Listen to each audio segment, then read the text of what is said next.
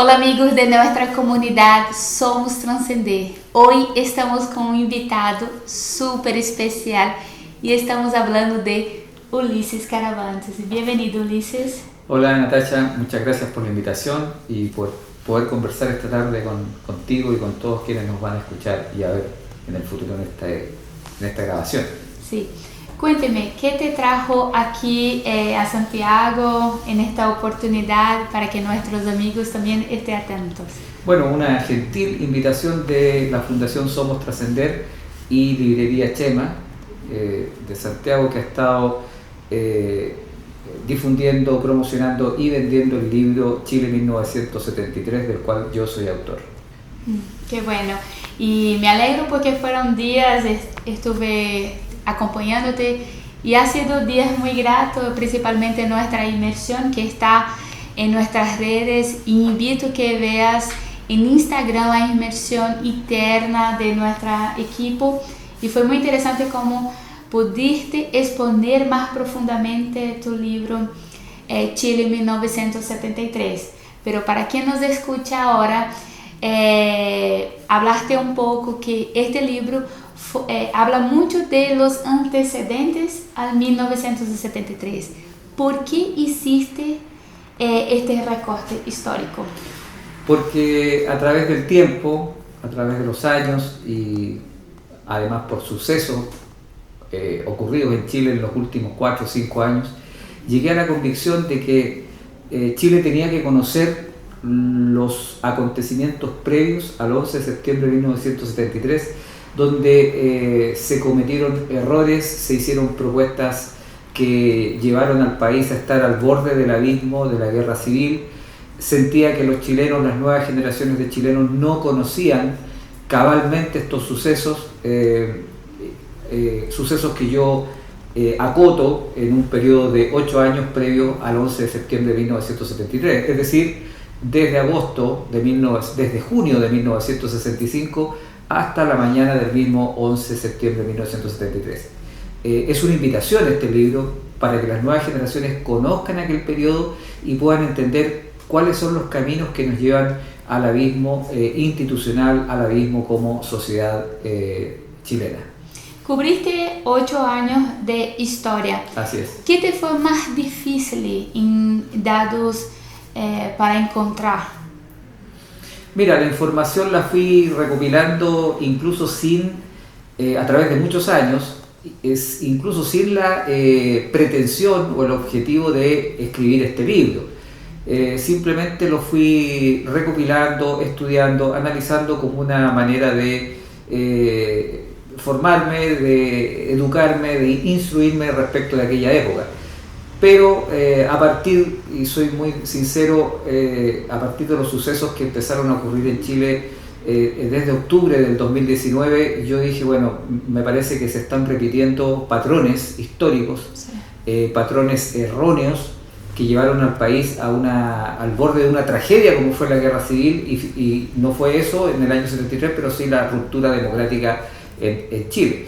Entonces dije, bueno, todo lo que tengo lo tengo que reestudiar, analizar y plasmarlo en un trabajo que se llama libro y que hoy día está circulando en todo Chile, como así también, y tú lo sabes, en España y en Estados Unidos con una edición española.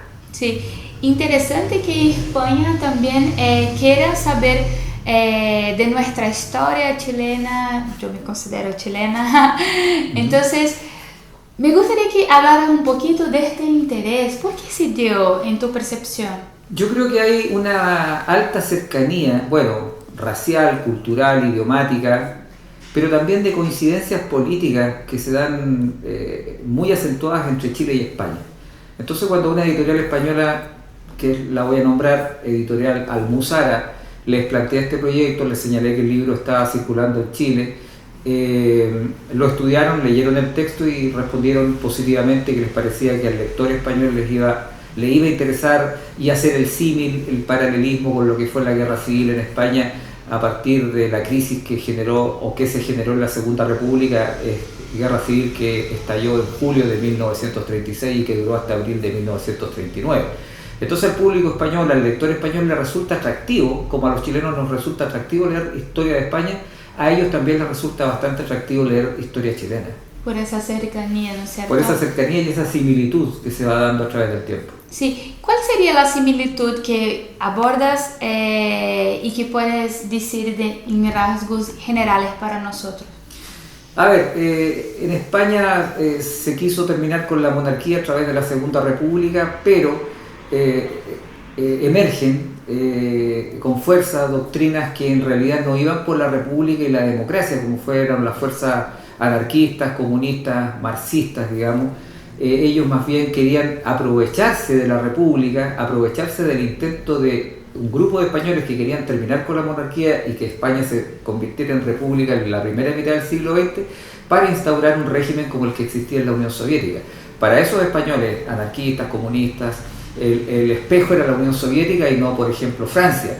Para los españoles republicanos, no marxistas, el espejo era Francia. Y ellos decían, bueno, si Francia armó república en el siglo pasado, o sea, en el siglo XIX, ¿por qué España tiene que seguir siendo una república? Entonces, el maximalismo, el carácter totalitario de grupos políticos que quisieron implantar un régimen marxista-leninista en España es una similitud a lo que ocurrió en Chile. Estando en una república en Chile, en una democracia, ellos plantearon que la única vía para sacar al país, porque Chile era un país muy pobre, para sacarlo de la pobreza, era el marxismo-leninismo. Interesante esto que me cuentas. Volviendo específicamente a los diálogos del libro, también tuve la oportunidad de escuchar esto de ti, algunos diálogos que pones en el libro de Salvador Allende, de algunos personajes de este momento. Y repito, cubriste 8 años, pero ¿cuál diálogo que tú encuentras así como más impactante y que fue novedoso para ti en tus búsquedas y que a este diálogo tengo que poner por...? Bueno, yo fui haciendo cruces de información, cruces de testimonios, y a mí me llamó profundamente la atención los testimonios de dos personajes muy distintos, como es el caso de un personaje histórico, el almirante José Toribio Merino Castro, que fue uno de los integrantes de la Junta Militar que tomó el poder en el año 73, el 11 de septiembre, que coincide con el testimonio que dejó el socialista Fernando Alegría, amigo de muchos años de Salvador Allende y de Hortensia Bussi de Allende, que fue nombrado por Allende cuando era presidente como agregado cultural de Chile en Washington. Es decir, eso revela que era un hombre muy cercano a Allende. Él coincide con Merino en el testimonio que ambos entregan en la debacle institucional que había en Chile a partir ya los primeros días de septiembre de 1973. La debacle venía de mucho antes, pero ellos entregan un testimonio en esa última semana, coinciden, los dos entregan precisamente de la última semana, uno por una vía, el otro por la otra, pero convergen estos dos personajes disímiles, distintos, que estuvieron en trincheras diferentes, coinciden en decir que en Chile ya había una institucionalidad rota con un presidente que en definitiva no gobernaba. Sí, y hablando del presidente que en este momento ya no gobernaba más, sé que en tu libro no te gusta llevar a los argumentos ad hominem, incluso es una pesquisa muy bien fundamentada más en los hechos, pero ¿qué puedes decir por tus pesquisas? ¿Qué encuentras del carácter de Salvador Allende en relación a eso? No que has plasmado en el libro, pero tu posicionamiento personal en relación a esto. ¿En relación a la personalidad de Allende? Sí, el carácter de él. Yo creo que Allende, después de 3 fallidos intentos por llegar a la presidencia de la República, 1952, 1958, 1964, ya este objetivo se había transformado prácticamente en una obsesión, sí, de llegar a la moneda, pero en condiciones mucho más adversas de las que tuvo en años anteriores, los 3 intentos anteriores. ¿Por qué? Porque la izquierda, y particularmente su partido, se había radicalizado a partir de la realidad que imponía la revolución cubana triunfante. Ya la izquierda en general y el Partido Socialista, el partido de Allende en particular, no creía en llegar al gobierno por la vía democrática, sino que dejaron muy bien establecido, muy bien plasmado históricamente que ellos querían llegar a gobernar Chile a través del triunfo de las armas, o sea, desatar la violencia armada en Chile y de esa manera dirimir quién gobernaba, apostando a ellos que iban a ser los vencedores. Entonces Allende jugaba en esa época, ya en los últimos 3 años de la década de 1960, que son los últimos 3 años del gobierno de Eduardo Frei Montalva, un doble rol, un rol de senador, de tribuno republicano, de terno y corbata en el Senado de la República de Chile, y por otro lado vistiendo guayabera cubana, tratando de mostrarse como un revolucionario que visitaba todos los años la isla caribeña, que visitaba a Fidel Castro, que visitaba al Che Guevara. Entonces empezó a jugar un rol dual, donde por una parte, insisto, se demostraba como un demócrata republicano y por otro como un hombre dispuesto a parecerse a los revolucionarios caribeños que habían triunfado en Cuba. Allende, dado ese contexto y la obsesión que se detecta en el análisis histórico, él se fue entregando políticamente, primero con los partidos de la Unidad Popular, a los que les entregó su gobierno antes de ganar y de ganar la elección del 4 de septiembre del 70, y también después se entrega a las exigencias de la democracia cristiana con las llamadas garantías, los estatutos de garantías constitucionales, los que Allende dijo que no iba a respetar para quedar bien también con el mundo que se decía revolucionario. En resumen, Allende se fue acorralando, se fue encerrando dentro del contexto de su obsesión por ser presidente de Chile, de pasar a la historia de Chile. Tenía una obsesión por pasar a ser parte de la historia escrita de Chile, lo logró. Sí. Y por otro lado, dentro de ese objetivo obsesivo que tenía, jugó 2 roles: el republicano demócrata por un lado y el potencial revolucionario tipo caribeño. Sí, realmente es una figura que necesita ser estudiada desde el punto de vista psicológico. Obvio que no es nuestro objetivo aquí, pero esta cuestión de ser un actor, parece que tenía una pauta en cada momento. Sí. Que les entregaba y él simplemente la ponía y, en fin, tuvo su término. Hablando también de los personajes, la tapa de tu libro tiene 6 personajes, además de Salvador Allende. Además de Salvador Allende, ¿cuál de los 6 personajes tú encuentras más interesante para que hablemos ahora? Yo diría que, hay un personaje muy interesante como es el general Carlos Prats, que era comandante en jefe del ejército de Chile entre octubre de 1970 y agosto, el 23 de agosto de 1973. Jugó un rol bastante polémico, pero yo lo he analizado este personaje histórico con objetividad.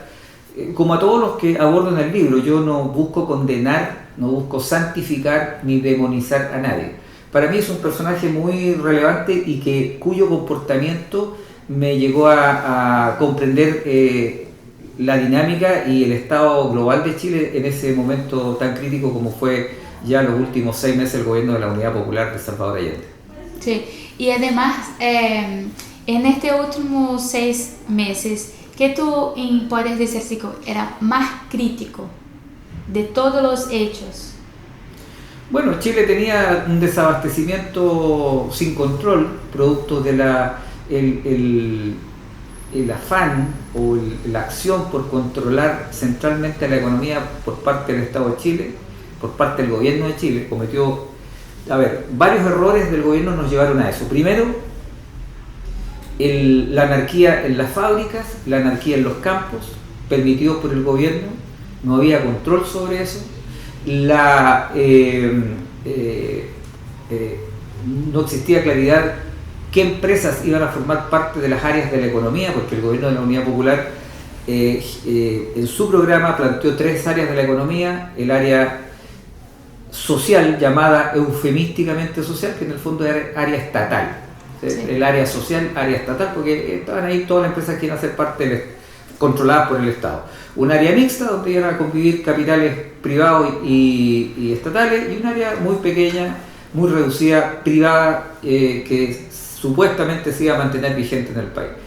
Como nunca hubo claridad respecto de qué empresas iban a ser estatizadas, nunca hubo una ley que así lo definiera, por más que se buscó, el empresariado se empezó a ver enfrentado a lo que no tiene que haber en la economía: incertidumbre.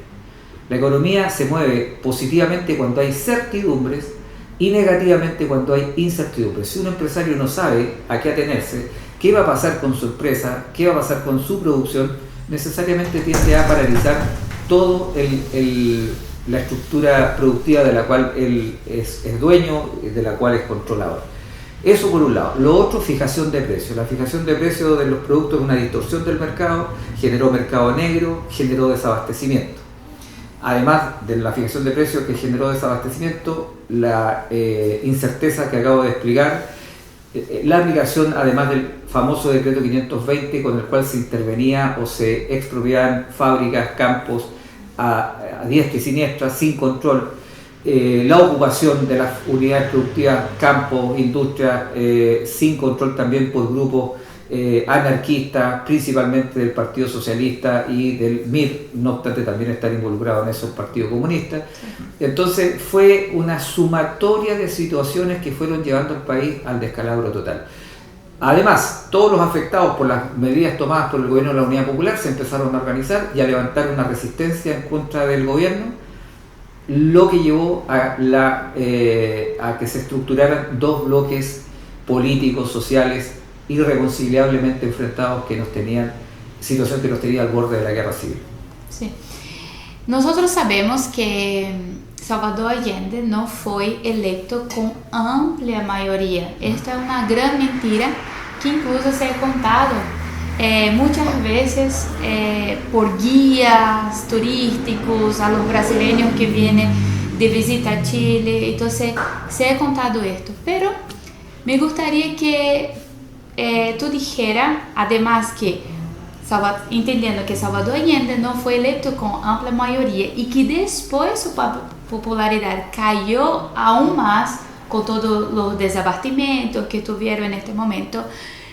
¿Qué importancia tuvo, por ejemplo, manifestaciones de las cacerolas que nosotros conocemos, de las mujeres que lucharon en este momento por destituir a Allende o por una solución viniendo de su gobierno? A ver, Allende fue elegido con un 36% y fracción y ratificado constitucionalmente por el Congreso Nacional, como había ocurrido con presidentes en otros momentos. Jorge Alessandri el año 58 fue elegido con un 33% de la votación de los chilenos y el Congreso lo ratificó. O sea, lo de Allende no fue algo extraordinario, no fue algo distinto a lo que venía pasando en el país. Pero el problema de Allende fue, en su condición de marxista-leninista, creerse dueño de la verdad revelada, de que el único camino para Chile para llevar a sacar los problemas del país era la doctrina marxista-leninista, además sumado a esa vocación violentista que manifestaban sus seguidores. En esa condición, querer imponer sus preceptos, su ideología, sus objetivos en contra de un mayoritario 64% de los chilenos. Ese fue el gran problema que tuvo el gobierno de la Unidad Popular. Allende decía: el pueblo me apoya. Sí, el pueblo lo apoyaba, pero un 36% del pueblo. El 64% restante también era el pueblo de Chile y no lo apoyaba. Entonces ese fue el gran drama, la gran contradicción de Allende, de creerse poseedor de un apoyo mayoritario de los chilenos, y realmente no lo fue así. Las cifras así lo indicaron. No sé si ahí puedo discordar un poco, no sé si él creyó o si quiso creer como un personaje más bien marketing, más bien hecho en marketing. Para finalizar, porque sé que ahora tienes una ponencia donde también vas a hablar del libro Chile 1973. Me gustaría que dijera cómo podemos encontrar este libro, que además es bien gordito. Sí, es un libro de 600 páginas. En Santiago, está en Chema Librería, que está en Avenida Irarrázaval 3054, local 310B, en Los Caracoles o el Caracol de Irarrázaval. Ahí pueden encontrar el libro y lo pueden adquirir, lo pueden leer sin ningún problema. Eso es el lugar donde lo pueden encontrar acá en Santiago. Muchas gracias, a Ulises. ti, Natacha, muy gentiles. Gracias, amigo, y te invito a que dé me gusta en este video, compartilles con tu amigo, con vecinos y además síguenos en nuestras redes sociales. Hasta la próxima. Chao.